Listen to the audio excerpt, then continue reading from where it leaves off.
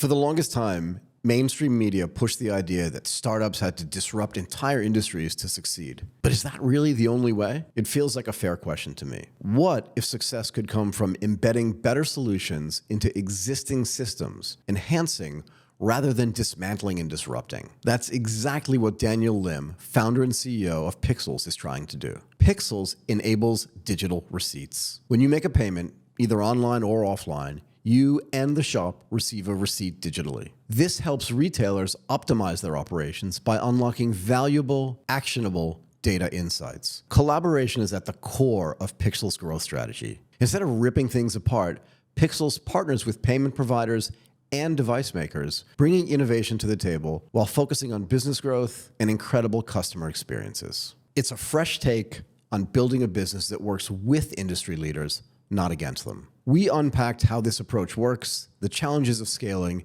and why collaboration might just be the next big startup strategy. Let's welcome Daniel Lim to the show. Before we jump in, let's thank the sponsor of this episode, Dr. Tech. Dr. Tech can help you build your e-commerce store and start selling quickly online and on social media in just a few days. And Dr. Tech stores are gorgeous, modern, and responsive.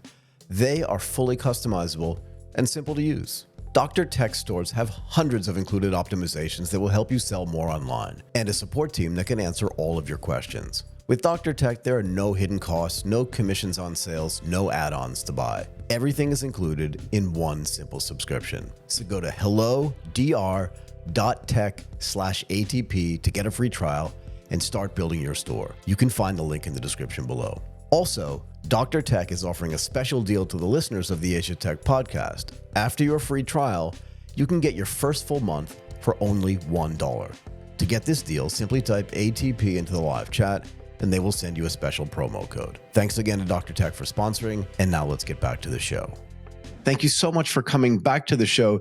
Do you remember we published our first conversation with you in November of 2023? Yes. So our audience knows you, but I feel like that was yesterday. Does it not feel like yesterday to you as well? Yeah. I mean, the startup world puts you in a position where you think time flies by really quickly. It's almost a year. It does. Yeah, it's crazy, right? It's been almost a year. Unbelievable. It's more than a year. Yeah. So when we spoke a year ago, I went back and I looked at it, right? We were focusing on partnering with payment device manufacturers and other industry players, right, to embed technology into existing systems. I remember that was like a big theme. You talked a lot about like, we don't want to disrupt stuff. We just want to make everything better. Yeah. Right?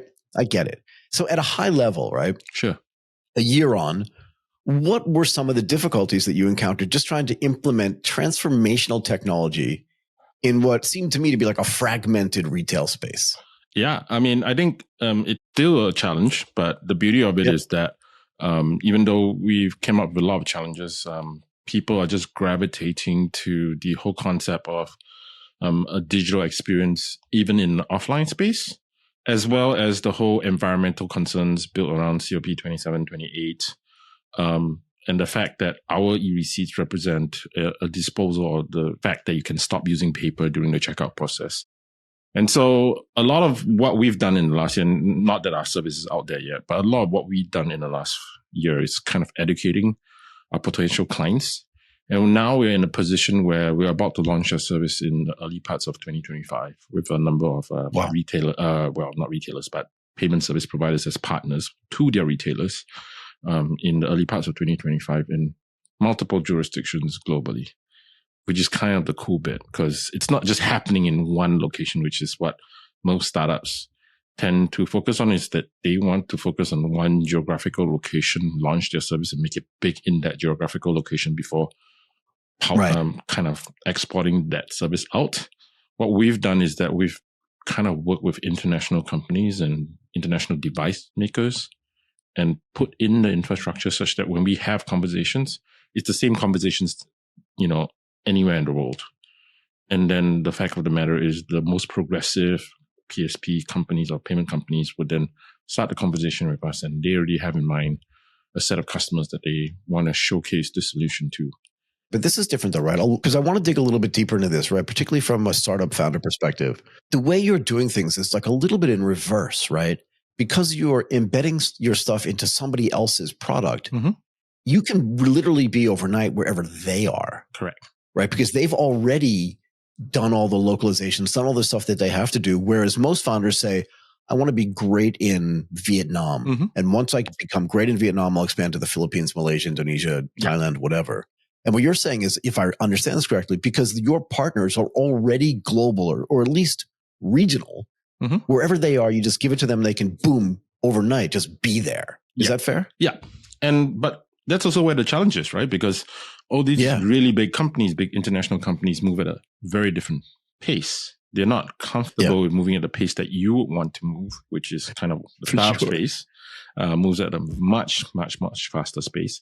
And they like to make sure things are okay because their clients are also international global clients, right? So we're talking about international retail companies, companies that have image and brand names that they need to uphold. But that's also working for us because the image is a function of the fact that they want to work towards a more environmentally friendly solution. At the same time, re-engage their shoppers, which is what we kind of do. At the same time, they need to move at a pace where they're comfortable with, and that's kind of the challenge and the back and forth that we need to manage. And that's kind of also the reason why we are venture funded. It's that our technology is quite advanced, but at the same time, we don't have the capabilities to move at the kind of speed that most startups do. And so we are venture funded because we have to adhere to the speed in which all these big international companies move at. And so that may not be something that the venture world is actually comfortable with. Right. I want to get to that a little bit later if you don't mind. Because as you're rolling this out, right, I think if I remember correctly, we talked about this idea that there's more than one device maker, right? And I know that's obvious to you, but maybe to the people that are listening don't necessarily know that, right? When you walk into a store, sure, you see one or two of these things, but you don't know who's making it or what the deal is with it. How hard is it to get like competing device makers to still work with you when they know that the other guy is still doing it? Do you know what I mean? Because that's tricky, no? No, actually, that's the counterintuitive portion is because the other guy is doing it and they're scared that they don't have it or they're afraid that they don't. It's FOMO, right? Like that's actually where it becomes a startup thing. It's actually a FOMO. Like once one device maker has it, the other device maker that is a incumbent or a dominant player has FOMO and then they go, we need to have it. But I think what really sets us apart and why this is kind of important is that we have an IP moat. So we have this technology patented. Right. And we have 3 patents. We have 1 registered patent, 2 pending patents. And our registered patent is going through a patenting process or pending patenting process in multiple countries and jurisdictions. It's already accepted in 3 major countries, Japan, Korea, and the US. It's going through patenting processes in, EPO, which is the European Patent Office, and so on and so forth. But the idea behind it is that because we have this moat, nobody technically can copy us. And because of that, we work with the device makers, giving them access to this technology by kind of like a technology provider. And what we did was we didn't just approach device makers. We approached their clients. We showed their clients this solution, right? And one of the classic examples, and I can't name names here, obviously, because I'm covered under NDAs, but one of the biggest device makers had 2 of the most big one of the biggest PSPs, which is the payment service companies, have 2 suppliers as payment device suppliers. So most good payment service companies actually buy devices from 2 companies. And when they realized that we were working with one of them, they went, why are you not working with the other one? And I go like, they're not talking to us. And then they made the introduction. And then we're actually closing an integration deal with them. So in a way, our potential business partners or our potential customers are forcing the infrastructure players or infrastructural players to play ball with us. And then that company realizes we're doing it with his competitor and then go, I guess we need it because our customer wants it. So, but did this surprise you? I know I said this a couple of minutes ago. Like, I feel like they're competing with each other, but there is a little bit of FOMO with views explained. But again, I feel like your model is like reverse from most other models where they want like an exclusive distribution and they don't want you to work with the other guy. But in this case, you're saying that technology is so good that if we don't have it, we're going to fall behind, right? It's like having a propeller engine as opposed to a jet engine. Like we want the jet engines too, no? That's a little bit like that. I wouldn't call us a jet engine, so let's not oversell the company. But I'm just trying to make an analogy. I understand the analogy, but the idea behind it is, and I think it's also a function of the fact that the customers want it and they don't want it yesterday. They want it They want it yesterday. They don't want it tomorrow. Yeah. And I think that's kind of why this has gravitated. So since we last spoke, we only had one device maker that we worked with. We now have up to 5. And they control about 70 to 80% of the payment devices, or their footprints, the current footprint in today's global market is that they supply 70 to 80% of the devices in the world. So hopefully by the end of this year, we would have our footprint in about 40 million devices. And every year, our footprint is going to grow by anywhere between 40 to 70 million devices. So do you ever sleep? Or sorry? Do you ever sleep? No. So the idea behind it is that we could have our service in about 100 to 200 million devices by the end of 2026. I mean, it's a footprint. Doesn't mean every customer will turn it on, but it means that we could launch potentially in up to 200 million devices by the end of 2026. How many of these devices are there out there? Just so people can get a sense of scale. Because 100, 200 is a lot. But if I think about like all the retail places, all the duplicate number of devices that are out there, like this could be hundreds of millions of devices, no? We did some statistical analysis, nothing that we can scientifically prove. I get it. But I'm just curious for scale. But in modern OECD countries, we've realized that the ratio of the number of payment devices to the population tends to be one payment device anywhere between 16 people in population to about 24. So let's call it 1 in 20, right? So 1 in 20. So let's do a little bit of math. Don't have to. I'll do it for you. So okay, so there are 3.5 billion people. Yeah, Singapore is 5 million, right? So you're talking about 200-ish million devices. 200,000 devices, pardon. But that's just in Singapore. Yeah, that's in Singapore. So Japan, number has proven correct. It's actually 6 million devices, 125 million people. In Spain... Yeah, I'm gonna Yep. Go ahead. In Spain, Go ahead. We know the population is circa 47, let's call it 50 million. We know of at least 2.3 million devices in the market. We know France is about 70 million people, give or take. So we know of at least 3 million devices in the market. So the number has held out in a lot of countries. So we now do that ratio as 1:20. But these are all OECD countries, right? So countries like Indonesia, that number might not hold because they don't have a lot of credit card acceptance locations, right? So, but if you think about it, rough ratio, world 6 billion people, take away about 2, and then we're talking about anywhere between 200 to 300 million devices globally.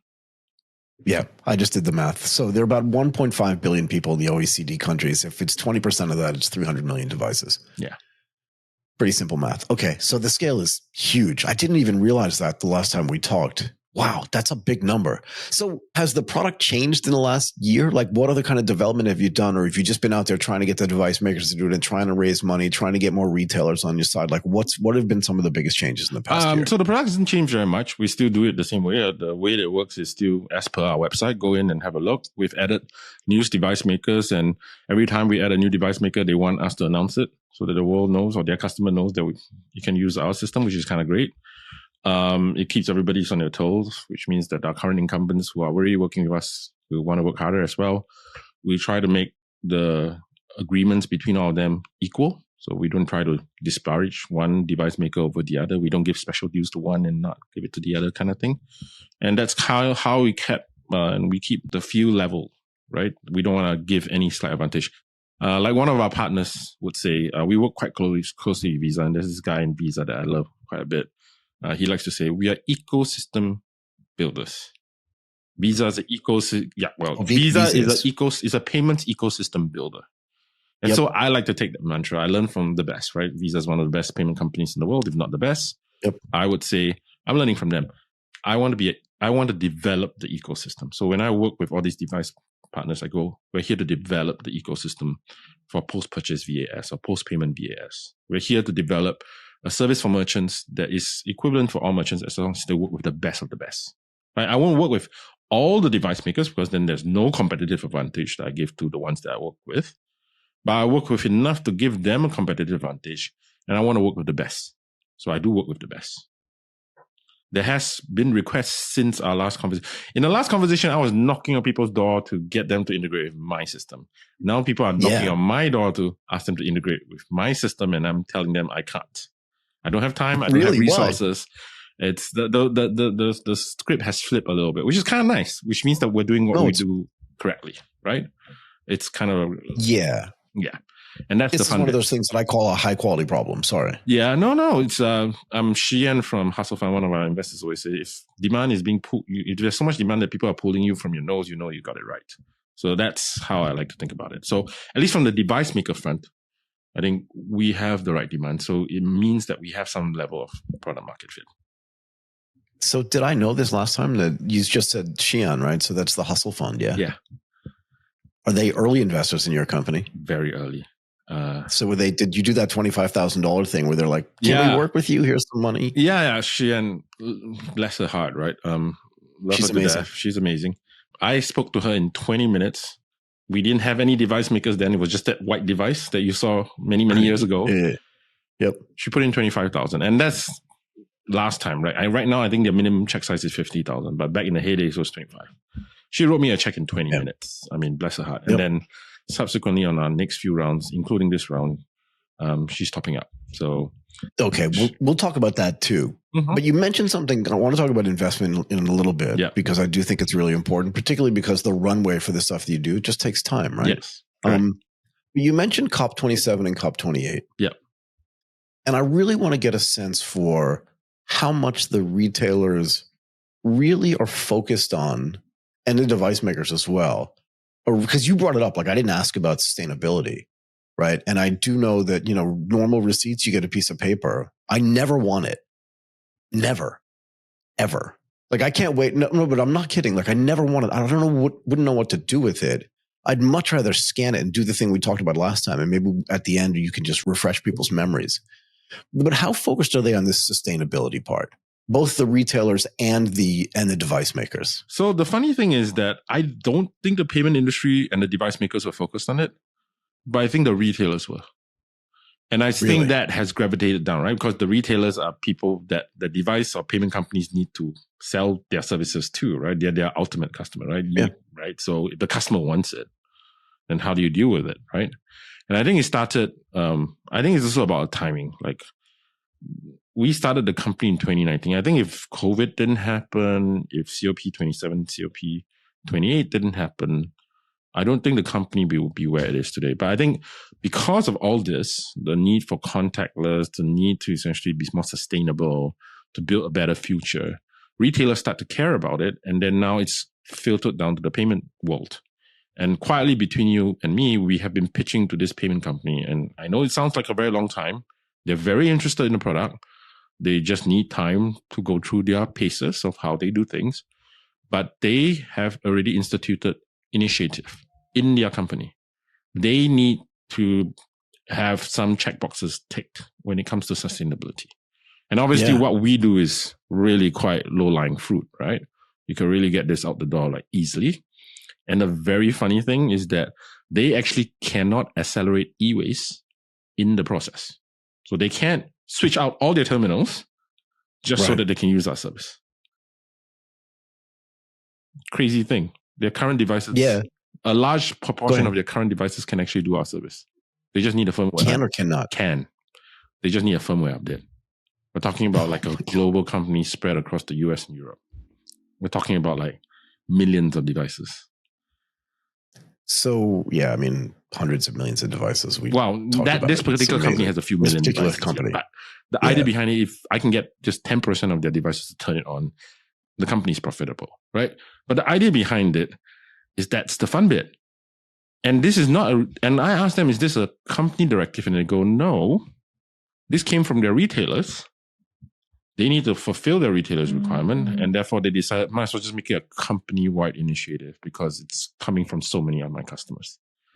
So I think because of that, they're the biggest buyer of payment devices. It's filtered down to the payment device makers. It's just that simple. But it's going to have to, right? So in the same sense, I'm just going to use Apple because it's a company that everybody knows, right? They say we're going to be net zero. And I'm not suggesting a net zero result here. Yep. But that means that all of their suppliers are going to have to do something to help Apple get to net zero, right? Because that's part of their ecosystem. Sure. And it's the same thing, it feels to me, like with the retailers. The retailers are going like, we've got to become more sustainable, but we're using your device every single day. And if your device isn't sustainable, it's going to get in the way. It's going to trip us up in our journey towards sustainability. So what are you going to do to fix it? Correct. And then along comes Pixels, and Pixels like, we can do this all contactless, paperless. And you're like, that's part of our plan. Well, no? yeah. And I think e-receipts have been around for many years, 17, 18 years. Yeah. The problem has not been the e-receipt. It's been the delivery mechanism. It's just not easy to get one. Like you go to Square, you have to tap your card, and you have to key in your email address or your phone number, and then you have to agree to their marketing. So it means you opt in first, then you get an e-receipt. Our service is an opt-in later. You get an e-receipt first, and then you figure out what you want to do. And the fact that you can just get it on your phone, and that it's a medium where you don't have to opt in, it's GDPR compliant. That's the trigger point, right? I think the delivery mechanism has been the biggest hurdle for a lot of these retailers. And so that's kind of why this is coming about. And to be honest, none of the payment companies want to be responsible for providing the service because they don't want to have to manage the receipt in perpetuity. And this is where we come in and we go like, we'll take care of it for you. You can sell it as a service. And this is kind of like where we separate ourselves from all the other e-receipt companies in the world. Every e-receipt company in the world is a direct-to-retailer model. They sell the e-receipt service to the retailer. We are not a direct-to-retailer model. We are a partnership model. We sell the e-receipt service as a white label product to payment companies. And the payment companies who have a sales force talking to the retailers, they are the ones that sell it as their service to the retailer. So we have, that's why we can keep the company lean, and therefore we can keep our burn low, which is why we can wait out the sales cycles. That's kind of the strategy. So this is a beautiful model. We've kind of figured out a similar thing for us. I won't go into it because it's not as relevant, but I love this idea of we're going to employ your team as the sales team. We're not going to go direct because you already have the relationship. We know you need to use this. Your customers want it, but you already have the relationship. Why do we want to step in the middle? And I think this gets back to your whole idea of we don't want to disrupt. We just want to embed inside and make everything better for everybody. Because in this case, it makes it better for the retailers and for the device providers. Everybody wins. Yeah. Yeah, definitely. And I don't want to say my company is like this company from eons ago, but if you think about it, there are comparisons that I draw to and I learn from them. And that's a reason why the PayPal guys, or they call themselves the PayPal Mafia, are so good at doing other startups now. They actually distributed the use of a payment company when the internet and e-commerce didn't exist. Think about it, right? If you didn't buy online, why would you need to use a PayPal service? Yeah, you wouldn't. You wouldn't. And they essentially created a payment company for the online world, but they actually had no digital. They don't have a medium to get people to use their service. Like that's the classic distribution problem, right? Like they have a really good product. PayPal was a fantastic product. They couldn't distribute it. And they found a distribution medium. It's eBay. That's why eBay bought them.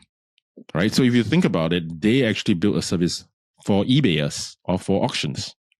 And so in a way, they figured out that my product was best used by the auctioneers to pay each other. Right. And therefore, their real claim to fame is they figured out distribution. Now, where it gets really interesting is that they did it in a time when e-commerce didn't exist. So, I mean, I don't know whether some of the listeners will even be old enough to understand that era, right? But I did. That's how old I remember, people are, right? Like, I mean, I grew up in the 90s. I mean, I went to school I went to university in the 90s. So the idea behind it is that concept of eBay exists because they were able to create a distribution platform even before e-commerce was really relevant, right? Amazon would never use PayPal, right? They have their own, right? So, you know, that's the crazy thing.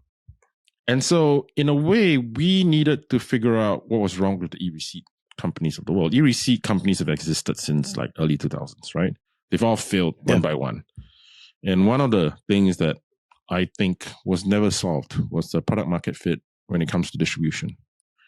And so for me, I think where we may have found the secret sauce is that we may have developed a different distribution methodology for e-receipts, because of the way the tech was built in a sort of way. So, but was that on purpose or was that just happenstance, right? Because business model innovation is almost as important as technological innovation, right? So that's where I would always point out to, did Facebook figure out that advertising was the way to monetize social media, or was it social media figured out advertising was the right medium? So the answer to you is, I don't know. I don't And know. I'm sure that if we are ever successful, and this is a big if, there'll be historians and strategists poring over material to make this argument, right? But I would say that a large part of it is that we stumbled upon it. We knew the tech. We stumbled upon, and we played experiments around distribution points, and we figured it out. Right. Do you want to talk about funding? Yes. Talk to me about it. Yeah. So one of the things that we had to be challenged is that if we want to build international company, we can't have a very, how would I say, non-diverse investment group, right? Yeah. We started as a Singapore-based company, and therefore a large part of our initial investment group was actually Singapore-based. And that's always going to be a challenge, right? Because Singapore has 5 million people, great country, but I want to say this with the most amount of humility. I don't think there has been a really, really successful Southeast Asian Singapore-based company that could grow internationally easily. And I'm not saying I'm not the first one. No. Right. But I will say this for you, because I've been thinking about this a lot recently, Daniel, and that is, with all the fanfare and all the hoopla around the Southeast Asian startup ecosystem, every 2 years you see like a new article in some silly publication that says, this is the year that X country goes whatever. And I'm telling you, it's not going to happen. India, for sure. India's already building global companies. But the likelihood that a company like yours is going to come out of this, and I think because we talked about this after we recorded last time, I felt like when we were done recording, I was like, this dude's definitely going to succeed. And that's just the benefit of me talking to thousands of entrepreneurs, right? But I really felt like that. And I think in the year that since we've spoken, it's kind of borne itself out. Anyway, go ahead. That's very flattering. Thank you very much. Thank you very much, Michael. Let's keep my fingers crossed what you think is real. Let's better lucky than good. That's all I have to say. But the idea behind it is that I think that's a function of the fact that you don't have an international investor base that can bring you to other places. That's one. That can expose you to the right set of both investors and BD opportunities. And 2 or 3, to essentially expose you to kind of capital that's willing to take risks. I think the Southeast Asian capital has a different risk profile from a European capital, from an American and capital US risk profile. I think it's quite clear that the American risk profile is significantly different, and they're willing to fund at different prices, right? And that's kind of to the detriment. But of course, the labor force in the US is significantly more expensive, and therefore they need that kind of valuation and that kind of, fundraising numbers to essentially justify building a business in the US.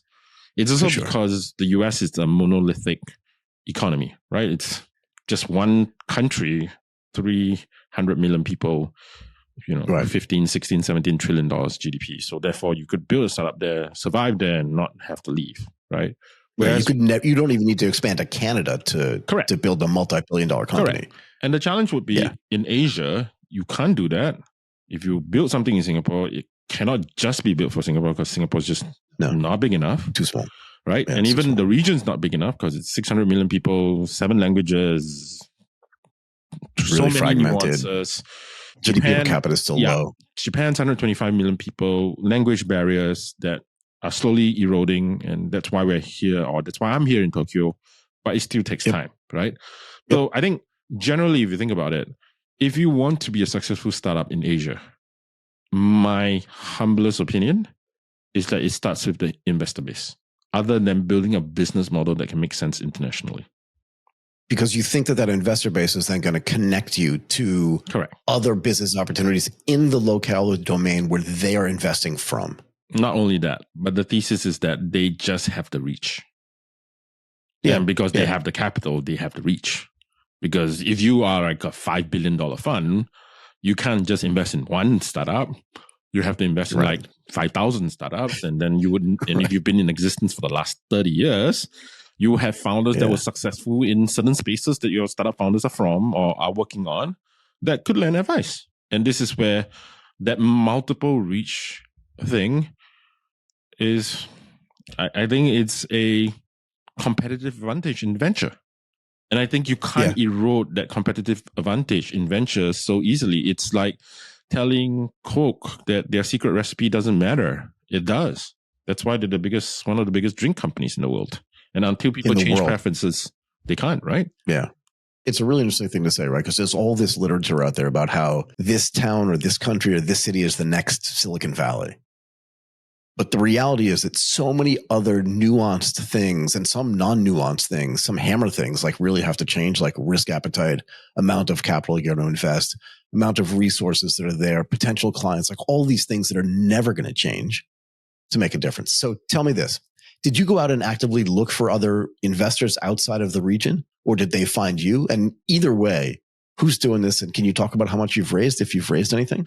Yeah. So first things first, I think because we started to have such an international presence when it came to business, we were winning competitions in Europe.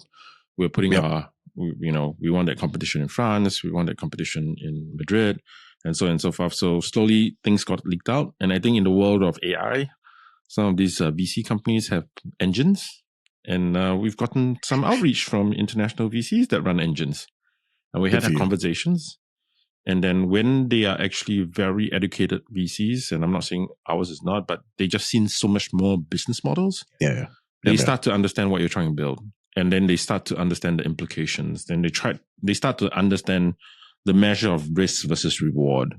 I think Asia based VCs they've seen success stories when it comes to unicorns in the B2C world. And they just know what to look for. Yeah. And so therefore, very systematically, they tend to look for that. So when you bring them a B2B company, they're just not 100% comfortable. They've not seen it. Whereas in the European and the US markets, they've seen B2B companies that have been successful, Salesforce, blah, blah, blah, blah, blah, blah. Right? They've seen Stripes, they've seen Adyen, they've seen so many companies in this space that have essentially evolved into be multi-billion-dollar buyouts and, payouts and all stuff, right? And so their gravitational pull to that is very different, right? And so one of the interesting things was that we started out trying to raise quietly $1.5 to $2 million on a safe note. On a safe note. Okay, go ahead. Yeah, so that we didn't have to announce the fundraise and we can just keep it really quiet and down low. Yeah. And then the round got quickly oversubscribed to the point where it's about 3x oversubscribed. And actually only one of the investors is from our current Southeast Asian base. Got it. And that's also because they were our previously investor. We obviously had to pay homage to them. They wanted some piece of it. And so they took a small bite. But other than that, the whole round turned out to be purely international investors. So we do. Can you at least talk about where they're from? And can you mention their names? Yeah, of course. I can mention their names. I can talk about it. Please. So we didn't raise that much money. We tried and kept it low. So I think net, I think we're taking in about 2 point something. Let's call it 2.3 to 2.4 in new money. Okay. Our new lead investor is Headline VC. They have offices in Japan, Taiwan, Belgium, London, New York, San Francisco. Akio. Yes, Akio-san. Tanaka-san. I know those guys. Tanaka-san has been quite enamored. Actually, the principal we worked with wanted to write $1 million check. He saw our business model. He's like, why are we not taking 2? And then we had to go back and forth. I'm going like, I don't have the space, I want to invest. Thank you, Michael. And he's like, no, 2 now. I'm like, okay. So we had to find some way to work it in. It's a bit complex to deal because of that. So we ended up pricing around. And we had to trigger the safe note holders that were originally signed on. So, So that's why they had to get priced in, right? Because put a price they around. essentially they invested enough money to trigger the notes that we already signed earlier. So that's why the round became a little bit bigger than we wanted.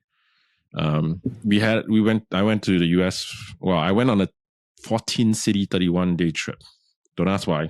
It's not that I did it on purpose. I'm suffering because of it now. I have a sinus problem that I have to deal with medically now because of that amount of travel. No, it's okay. It's part of life. It's something that I could avoid for 27 years of my life. Back to the main story. We met some VCs in the US and they understood our model and they're going like, I want to invest. I'm going like, I have about 5% left, 3%. He's like, no, 10 or 15 minimum. I'm going like, can't take that much time. 10% of the round, you mean? No, percentage of the company. Of the company. They minimum we on 10 to 15%. I'm like, guys, please tell me I just agreed to get somebody to invest and he already taken 10% of the company. If I agree with you, or giving up 25% of the company right now. right? Yeah, you can't do I that. know, I can't. I totally understand. Like, if the guy backs out, let me know, which is why I said we were about 3x oversubscribed, because there's so many people asking for like 10, 15. The sad thing is all these companies are like seed stage VCs, right? Not that we are seed stage company, but we were raising kind of like a C plus. And so they're going like, if we don't get in now, we can't write your next check. We don't do pre-A's or A's. And we're going like, huh. And then he goes like, I can introduce you to all the A companies in the US. And I go, damn it. Right. But I mean, you know what's the crazy thing about the US VCs? I love them to death. Made me introductions to some of the biggest ISVs, ISOs, payment companies in the US. No obligations. And you go, shoot, like, should I have just taken their money? Because the kind of doors they're opening are just massive, right? And this is the challenge, right? Yeah. And to be fair to Headline, they opened a ton of doors. I haven't even signed on the dotted line, and they made like 7 introductions, of which like almost 100% of it is materializing into new deals. Or the beginning really of new deals. Like, and it's not in Asia. It's outside of Asia. It's their portfolio companies in the US. It's their partners or people that they know in San Francisco. I mean, my conversations in the US, the 2 weeks, the 1.5 weeks I was there, was so much more valuable. And that it made me think, should I have raised more so that I can move into the US faster versus my original plan and increase burn and all stuff? It's very tempting, right? My business, it's very, very tempting, right? And so that's kind of the challenge with this international set of investors. And not a single one of these international investors, they are in Japan, in Europe, and obviously Headlines in all 3 continents, right? So a combination of that, the amount of conversations we're having right now, the quality of conversations we're having right now, insane, right? Insane. Like, I can't have these kind of conversations in Asia. Yeah, that's true too. I shouldn't say that out loud, but yeah, I completely agree with you. Here's the thing. We should also mention that Xian Ko and her other partners in the Hustle Fund, Eric and Elizabeth. Yeah, Eric and Elizabeth. Well, Eric and Elizabeth are probably still in California, yeah? Yeah. I didn't get to meet them. Unfortunately, too busy, but yes. Very nice people as well. Yeah, but the whole idea of Hustle Fund itself is that we did this in the United States. No one's doing it the right way in Asia. I want to go home and do this there so I can encourage people to do exactly what they help you do and then connect them back there. So they're really unique. Like, I don't want this to be a podcast about Xian and Hustle Fund, but they're really unique in their outlook in the same way that Headline is really unique as well. Yeah, of course. Xian has always shared her contacts whenever I travel to the US, and I met a few important people while I was there. And one of the reasons why one of the funds wanted to invest was because it was an introduction from her, and then they saw what we're doing, and he understood the space immediately, and he wanted to take 10, 15% of the company, right? And I think there's just not enough of funds like Hustle. And the problem not the problem, but the challenge with a fund like Hustle is they need other people in later stages to back up the startups that they back. They can't back the startups all the way, right? No. They need the pipeline. Yeah. They can do part 1, but other people must do part 2 and part 3 and part 4. And I think one of the challenges is that after I took Xian's check, finding part 3, part 2 were challenging until now, right? And that hump, I don't know whether that exists for startups in Europe or in the US, but I feel that hump was totally unnecessary, and it's just challenging. And so here's the thing that we talk about all the time. Have you ever considered moving to Silicon Valley? You might want to ask my wife. She might actually murder me if I say yes. And I know that, and I don't want you murdered. I like you too much. The only reason why I say that is because this has been going on for decades, right? And not just from Singapore, not just from Japan, but even from Australia and other countries in the region where people are like, I know I can accelerate my growth if I can be in an ecosystem where the connectivity is almost like kinetic energy. You're just like bouncing off of other successful people all the time. Whereas sometimes it feels like you're operating in a vacuum. It's very tempting, but I want to add a little bit of assault into this. I don't think if you grew up and tried to start and have only started a venture-backed company in Asia, you would and let's just say you were successful or not successful, it doesn't matter. I don't think you would know how to operate in Silicon Valley. I think they operate on a different mindset. And I think for sure. if you didn't learn and grew up in that mindset, it becomes challenging. And as much as I say that it sounds very exciting and all stuff, like I think that's one of the challenges. Like the playbooks, and this is what you hear a lot. This term playbook that's used by a lot of VCs, not just in Asia but all over the world. I think people take the playbooks of successful startups in countries like the US and forget that they work in a monolithic economy. Yeah, that the market's different. And so I think not enough homage is being played to startups that are willing to write playbooks for Asia, right? Playbooks for, and change the way things are done in Asia. Like, I think one of the things that I had a long discussion about with one of the guys at Headline who just recently joined Headline that I'm very close to, and one of the reasons why I got introduced to Headline, is that he and I were arguing about playbooks and how playbooks are not being employed in Japan more. And I go like, maybe that's because it wouldn't and shouldn't work, and that we need to learn how to build our own playbooks. We need to have more thoughtful founders that will build playbooks that are more localized, that will work in Asia. Or the playbook would be, I'm not saying my company is a good example, but would the playbook be, we need to build companies that are very low burn, that are B2B, that are more augmentative, because we can build destructive, high burn B2B companies like the US can, because this market wouldn't allow for it. And is that the playbook? Like, I don't know. And how would you get a company to flip to use B2B services in Asia? Like, no one's built that playbook. And I think that's the lack. I mean, maybe it's because the way the funding situation works or all that stuff. You haven't explored that enough. Can we make the case that part of the issue in Asia, not just in Southeast Asia, but in Asia in general, is that there's kind of an oligarchical setup for large corporates, in the sense that if you look at any country, 5 or 6 companies or 5 or 6 families run the economies there. So this idea of building a startup from scratch is different than it is in the United States, where it's so chaotic in a way. No, At not least true. it has been up until now. Okay, No? so this is the part I would disagree. B2C, Indonesia, Gojek, Grab, not all of them are oligopoly related. Wait a second though. Grab was founded by a guy whose father was in the taxi and car business. I went to school with one of the family members. Right? That's why I said not technically oligopoly. He didn't. I got it. Yeah, not technically. Like, to be fair to the man, right? He's done his. No, they did an unbelievable business, but still. So I wouldn't say that's true. I want to say that there's a concentration of industry experts or a concentration of industry leaders in Asia's business. Fair enough. That's very common in Japan, Korea, even in Southeast Asia. It's quite common in the Asian economy. There's less industry leader concentration in the US. There's no Zaibatsu or cable. Exactly. Which is why maybe disruption works. And I don't know that. I'm not saying that my model or the model that Pixels undertake will work better. I'm just saying that, have we tried not to do something that is replication, 100% replication of the US model, right? Or a European model, right? Have we considered the alternative? Because it tends to be a concentration of industry leaders. If we can build a service that all industry leaders need to have, then would you win? It's a good question. I feel like we could keep going. This has been an unbelievable conversation.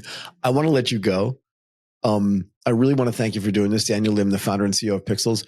Again, I want to say it to you again, I really think you're going to be a success. Hard work matters. I said this to somebody in the gym today. He's going to his first competition. I'm like, dude, you did all the hard work.